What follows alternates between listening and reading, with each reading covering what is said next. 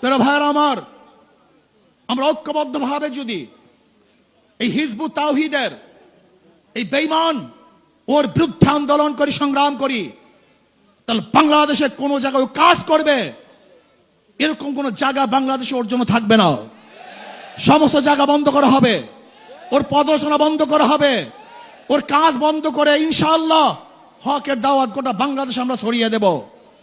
স্বরাষ্ট্রমন্ত্রীর সাথে একটা বৈঠক করা হোক অথবা প্রাইম মিনিস্টারের সাথে বৈঠক করা হোক, এরপরেও যদি সরকার এই ওলামায়ে কেরামের তাওহীদি জনতার কথাকে গুরুত্ব না দেয়, তাহলে সরকারকে কিভাবে গুরুত্ব দিতে হয় সেই ব্যবস্থা আমরা গ্রহণ করবো ইনশাআল্লাহ। প্রিয় ভাইরা আমার, আমরা ঐক্যবদ্ধভাবে যদি এই হিজবুত তাওহীদের এই বেঈমান ওর বিরুদ্ধে আন্দোলন করি, সংগ্রাম করি, তাহলে বাংলাদেশে কোনো জায়গায় কাজ করবে এরকম কোনো জায়গা বাংলাদেশে ওর জন্য থাকবে না। সমস্ত জায়গা বন্ধ করা হবে, ওর প্রদর্শনা বন্ধ করা হবে, ওর কাজ বন্ধ করে ইনশাআল্লাহ হকের দাওয়াত গোটা বাংলাদেশে আমরা ছড়িয়ে দেব। যদি ভবিষ্যতে আপনাদেরকে আবারও ডাক দেওয়া হয়, অবশ্যই ইনশাআল্লাহ আজকে যেরকম আগ্রহ করে এখানে এসেছেন, ভবিষ্যতে আসার জন্য প্রস্তুত থাকতে হবে। সিনিয়র নায়েবে আমির আল্লামা মুফতি মোহাম্মদ ফয়জুল করিম শাইখে চরমনায়। নারে তাকবীর, নারে তাকবীর, আল্লাহু আকবার, নারে তাকবীর।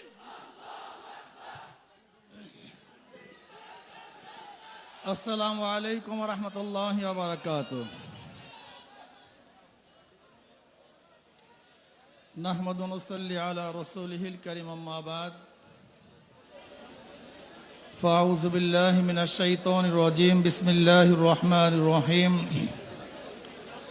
কুনতুম খায়রা উম্মাতিন উখরিজাত লিন-নাস তা'মুরুনা বিল মা'রুফি ওয়া তানহাউনা আনিল মুনকার ওয়া তু'মিনুনা বিল্লাহ। সাদাকাল্লাহুল আলিয়্যুল আযীম। সবাই পড়ে সাল্লাল্লাহু আলাইহি ওয়াসাল্লাম। আয়োজকদেরকে ধন্যবাদ, দিন প্রিয় ইসলাম প্রিয় সবাইকে ধন্যবাদ।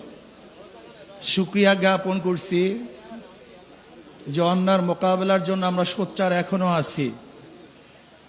যতদিন পর্যন্ত মুমিন মুসলমানরা অন্যায় প্রতিবাদ করবে, ততদিন পর্যন্ত গোটা দুনিয়ার থেকে ইসলাম মুসলমানকে ধ্বংস করার ক্ষমতা কেউ রাখবে না, ধ্বংস করতে পারবে না। কিন্তু যখন আমাদের মধ্যে প্রতিবাদ বন্ধ হয়ে যাবে, ইসলাম ধ্বংস হয়ে যাবে।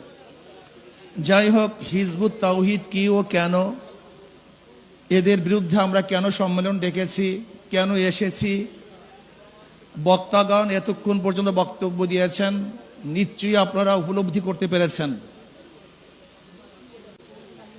আমি মনে করি এই সম্মেলনের দুইটা দিক, হয়তো হিজবুত তাওহীদ জিরো হবে অথবা হিরো হবে, হয়তোবা জিরো হবে অথবা হিরো হবে।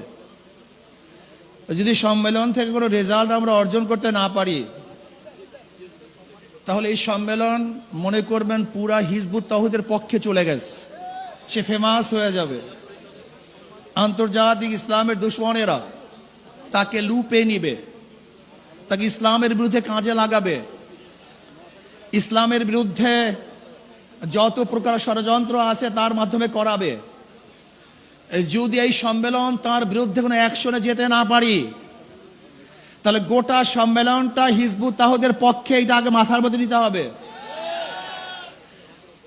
আর যদি হিজবুত তাওহীদের বিরুদ্ধে কোনো অ্যাকশনে যেতে পারি, হিজবুত তাওহীদকে বন্ধ করতে পারি, ওর মুখ উন্মোচন করতে পারি, সরকারকে মেসেজ দিতে পারি যে অবশ্যই হিজবুত তাওহীদকে বন্ধ করতে হবে, নয়তো এই জনগণকে কোনো অবস্থাতেই থামিয়ে রাখা যাবে না, তাহলে হিজবুত তাওহীদ জিরো হবে। আমি মনে করি আমাদের ওলামায়ে কেরামরা বাতিলের বিরুদ্ধে বারবার আন্দোলন করেছে, কিন্তু সাকসেসের ধারাটা আমাদের ফান্ডে খুবই কম। কাদিয়ানীদের বিরুদ্ধে দীর্ঘদিন পর্যন্ত আন্দোলন করেছে, কিন্তু নিষিদ্ধ করতে পারিনি। বাতিলদের বিরুদ্ধে বিভিন্ন সময় আন্দোলন করেছে, কিন্তু এখনো বন্ধ করতে পারি নাই।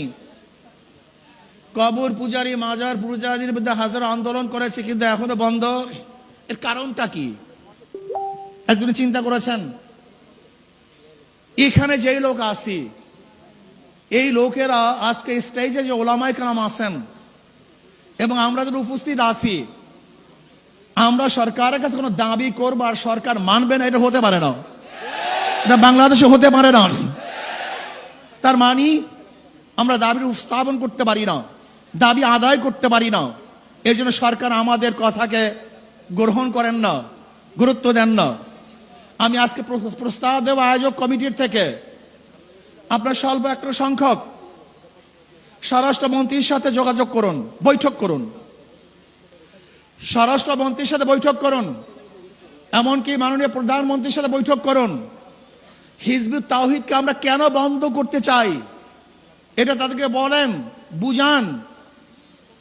যদি আপনারা তাদেরকে বুঝান, আমি মনে করি অবশ্যই বুঝতে বাধ্য হবে। যদি তারা সোজা আঙ্গুলে না বুঝে, তারা বাঁকা করে আঙ্গুল তাদেরকে বুঝাবো ইনশাআল্লাহ। আমরা আগে বুঝান তাদেরকে, তারা বুঝতে বাধ্য হবে যে তাদের বিরুদ্ধে আমাদের কোনো শত্রুতা নাই। তারা ইসলামের দুশ্মন, আমাদেরও দুশ্মন। ইসলামের যারা বন্ধু হবে তারা আমাদের বন্ধু হবে। এই জন্য আমি প্রস্তাব করব স্বরাষ্ট্রমন্ত্রীর সাথে একটা বৈঠক করা হোক, অথবা প্রাইম মিনিস্টারের সাথে বৈঠক করা হোক।